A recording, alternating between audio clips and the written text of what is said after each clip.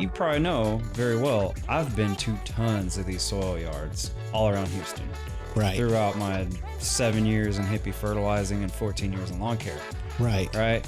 Going out there, sniffing the soil. Smelling the soil. Ate some, got worms. You can learn a lot if you smell the soil. Yo, what's up? It's AJ with Hippie Fertilizing on the More Than Grass podcast. And we are back with Jason from HSO, Healthy Soil Organics. How you doing, Jason? Doing good, AJ. Dude, it's been a few weeks now.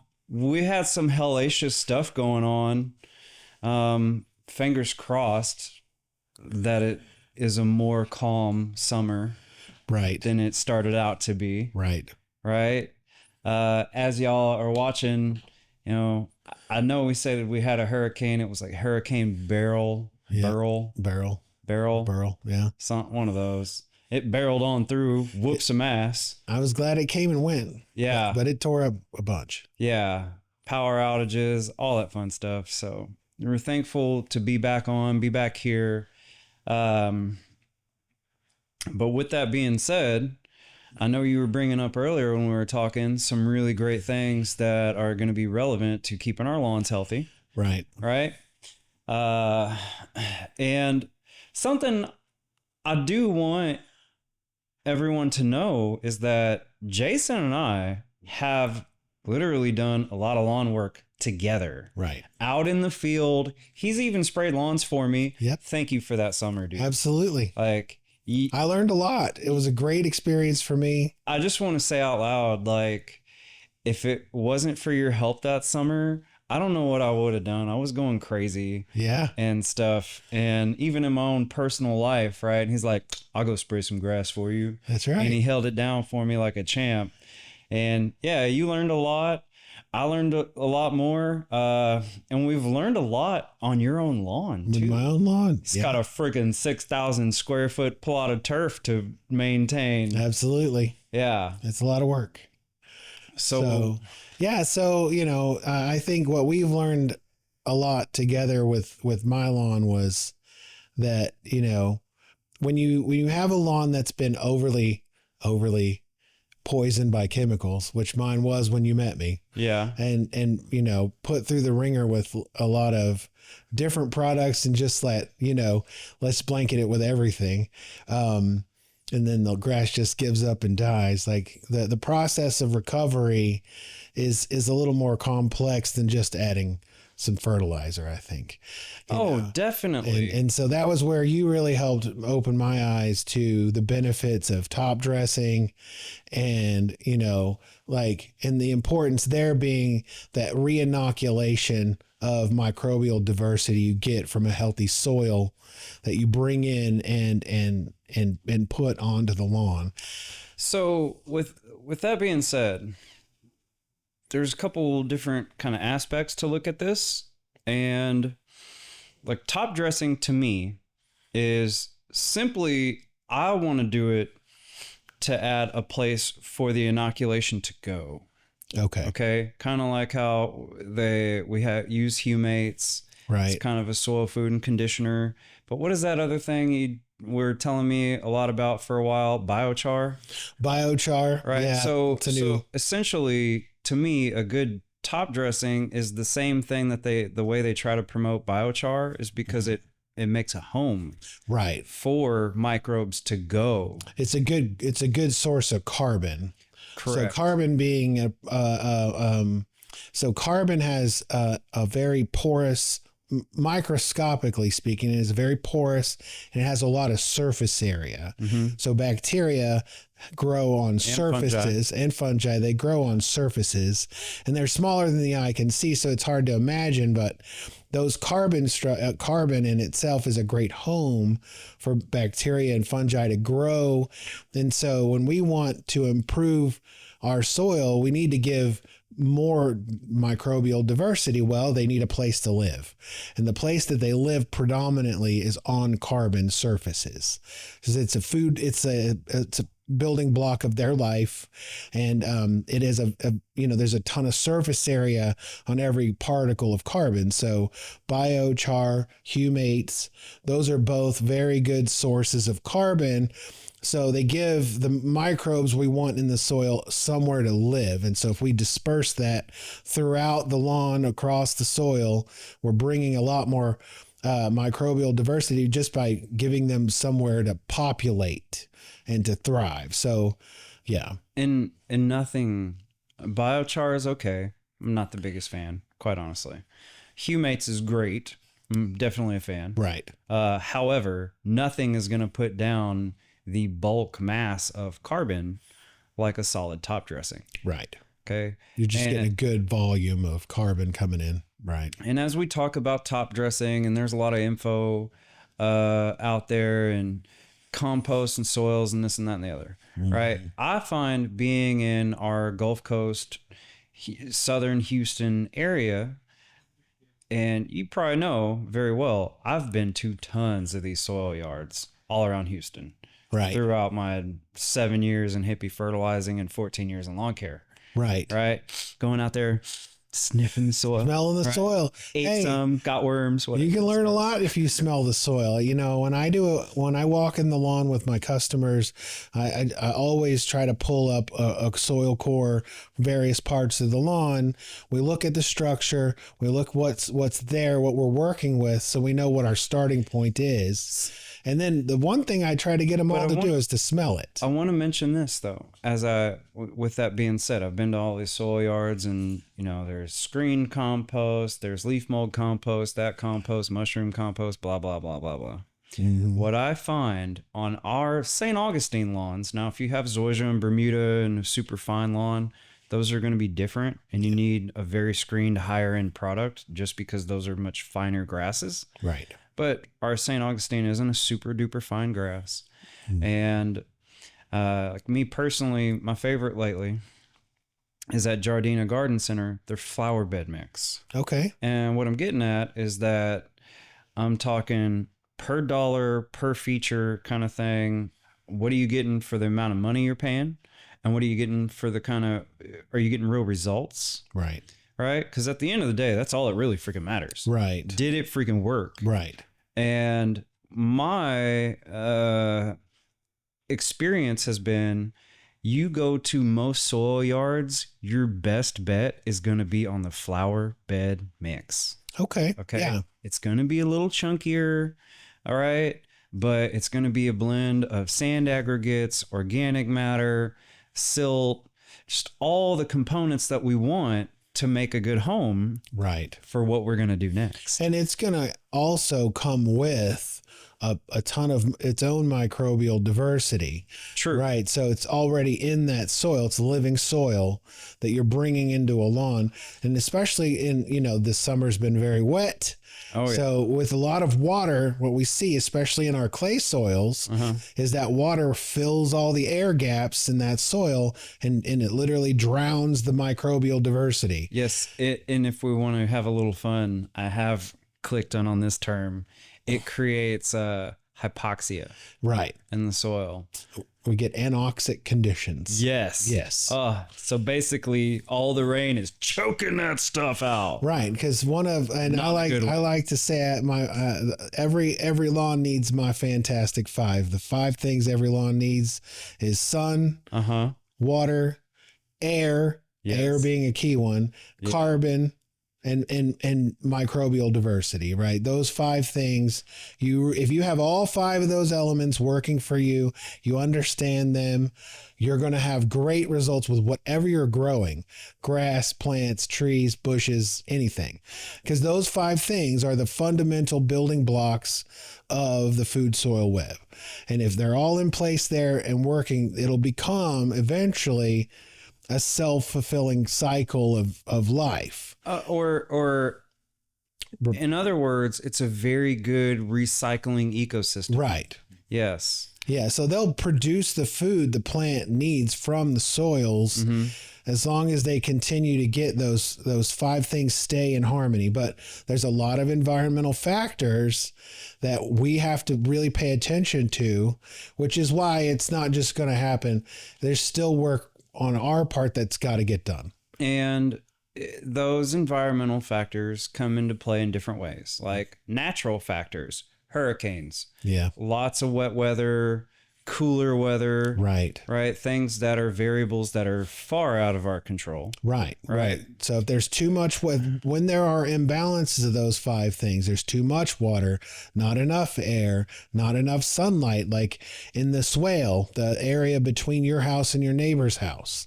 If that's not graded properly, so that's a common place where a lot of people never can get grass to grow. Or where they always have brown patch. Or they always get brown patch. True. Because what'll happen is you'll walk through your gate along your house over and over many years, and there'll be a divot that forms. Instead of the water planing over to the fence line, it'll become a trough, and every time it rains and the water comes off the roof on that side of the house, it'll become a little lagoon for a day, and that right there causes an imbalance. And then the grass starts to die off, and then we're like, what do we do? And then or even what I see all the time, and I know if some of you, when y'all see this, you go out and look at your lawn, the corner where your gate is at in the back in the fence, right? It's always dead in those little corners for the same reason. Right. So that's where I like to teach people about liquid sunshine, right? So if the sun doesn't want to shine there, right, we got to think about, well, what does the sun do for the plant? It causes photosynthesis through the chlorophyll of the plant, and that creates sugar. Correct. All right. The plant uses that sugar for its own metabolism, but much of that sugar is deposited into the root zone of the plant, the grass, exudates in the form of exudates, and that feeds the microbiome. But if there's not enough sunlight, the plant will use all of its sugar just to stay alive, and there won't be enough residual sugar to feed the microorganisms in that soil. So what do we do, AJ? What do we bring to the party? We call it liquid sunshine. Oh yeah, like some hippie juice. Hippie juice, which is, and it's the molasses predominantly, the sugar. Correct. In the molasses, there's a lot of micronutrients. And carbon. There's a lot. Yeah, molasses is a good choice because it's not just sugar. Correct. Right. It has a lot of zinc, molybdenum, whatever. Yeah, that word. The M word, manganese, and all these trace elements that are truly important. Even a little bit of copper. Yep. A little bit of copper is in there, which is critical for plant health. Right. Too much, it's used as a fungicide. Right. But there's not too much in molasses. Right. I've tested it. You know me, I'll throw a whole bottle in one place just to see what happens. Yeah. But yeah, liquid, I call it, put some liquid sunshine every 2 weeks. Just go put some, if you've got hippie juice, get the hippie juice. If just molasses, do that. Do something to get a little more sugar in that soil, sweeten it up. So just so I'm like, we can kind of create a little clearer line of stuff here. We had a lot of rain.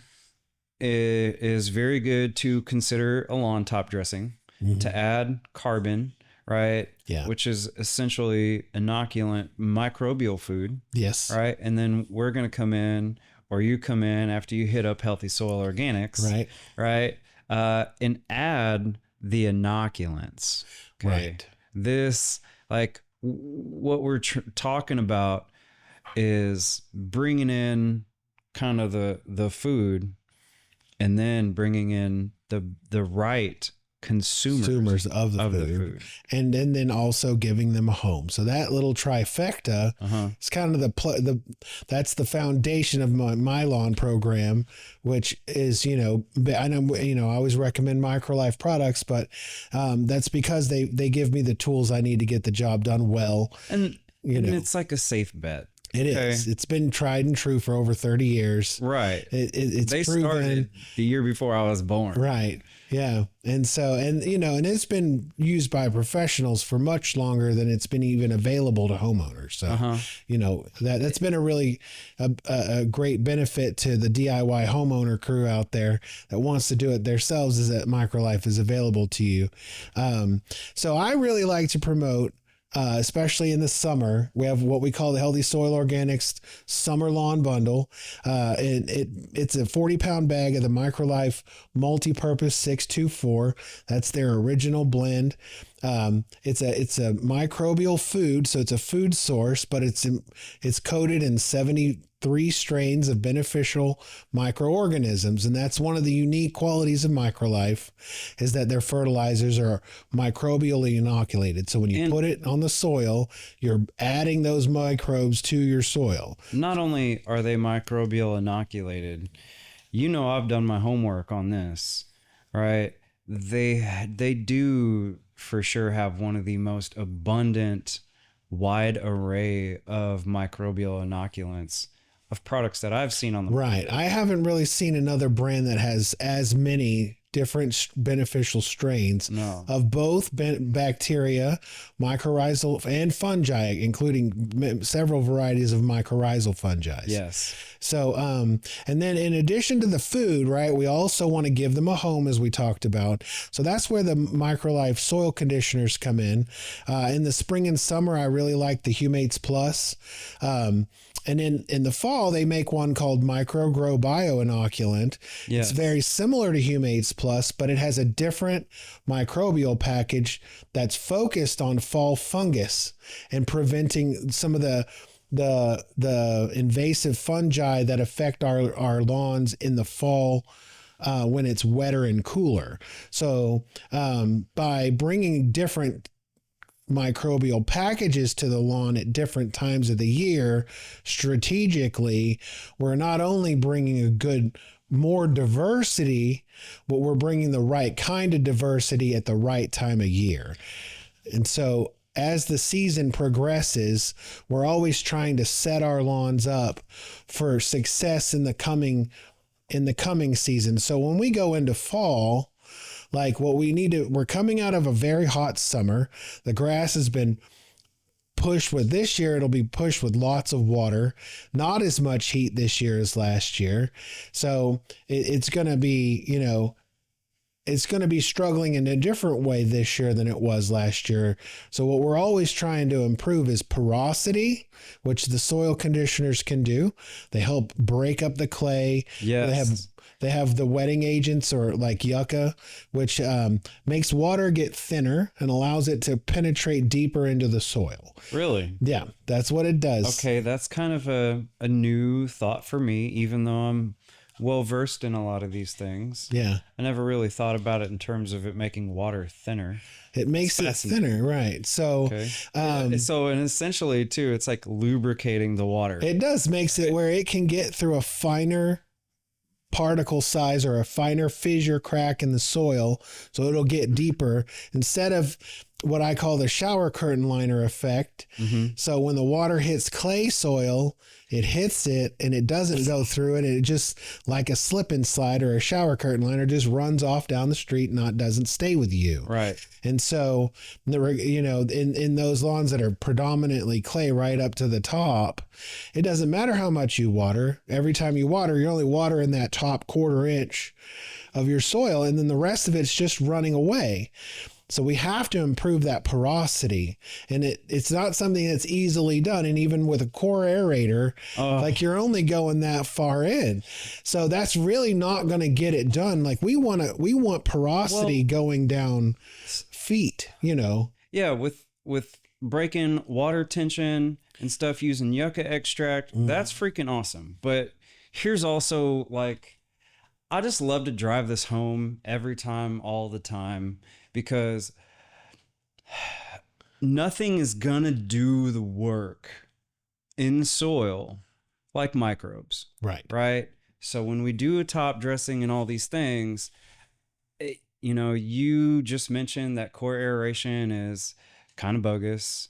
You didn't say it in our zone. Now, if you're in a northern lawn, maybe it's more beneficial. Yeah. For northern lawns and all that, do your thing. But for our southern St. Augustine lawns, Bermuda. No, for Bermuda lawns, it depends on the kind of lawn. Okay. Because I've been working on lots of different lawns. Yeah. Now I'm working on a specific zoysia lawn over in Friendswood. Okay. I'm very excited about this. And I'm going to have to learn more about that care. Now, what I have learned is that a zoysia lawn really will require a core aeration because it will get so thick, it will mat itself up and create other problems. St. Augustine isn't like that. Right. Okay, we have predominantly St. Augustine lawns. Predominantly core aeration, in my opinion, is garbage. Okay, I just want to say nothing the microbes won't do. I just want to say it because you know how many times people have called me, and maybe you talked to them back when you worked with me, right? Oh, yeah. Hey, do y'all core aerate lawns? And then people would treat you like you're stupid, right? When you tell them no, and they're like, "Hey, Mr. Johnson," as y'all know, I love that name. Like, don't treat me like the fool. Because I don't want to core aerate your lawn. I have hundreds and hundreds and hundreds of lawns that we have restored without a core aeration machine. And nothing is going to freaking help improve your soil structure, create soil aggregates. Right. Like a good, healthy top dressing.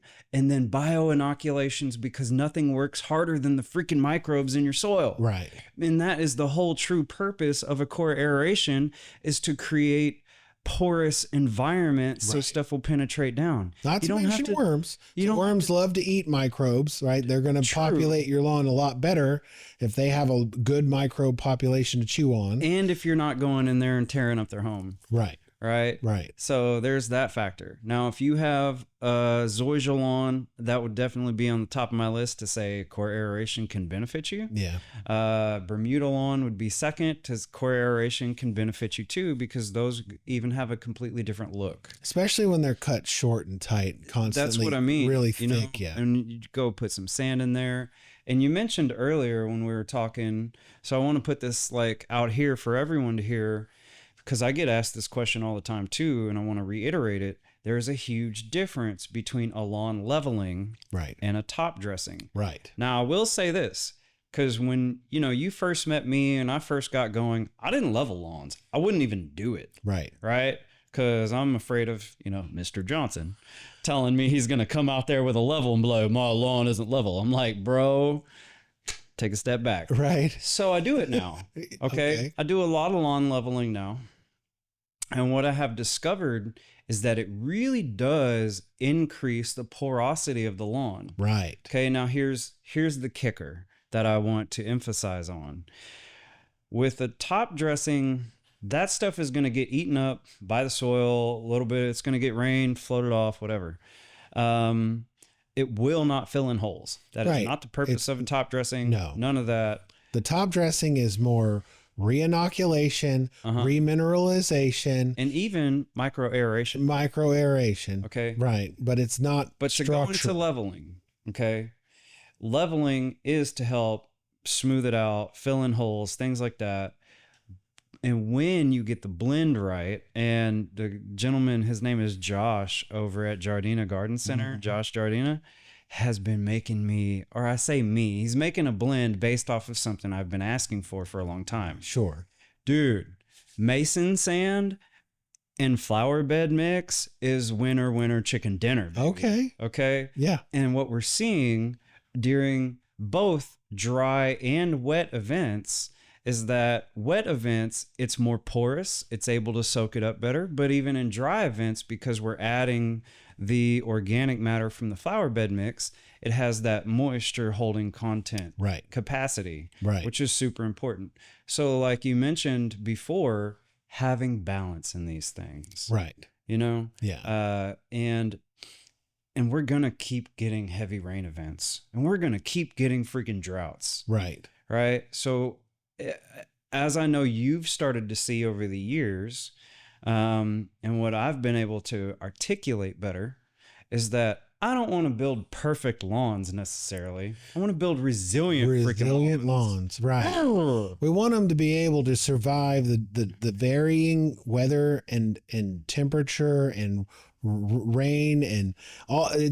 We never know what we're going to get here in the Houston area. No, we can go from 100 it's like a box of chocolates, a week of no rain and 110 degrees every day, where we should really be watering the devil out of it.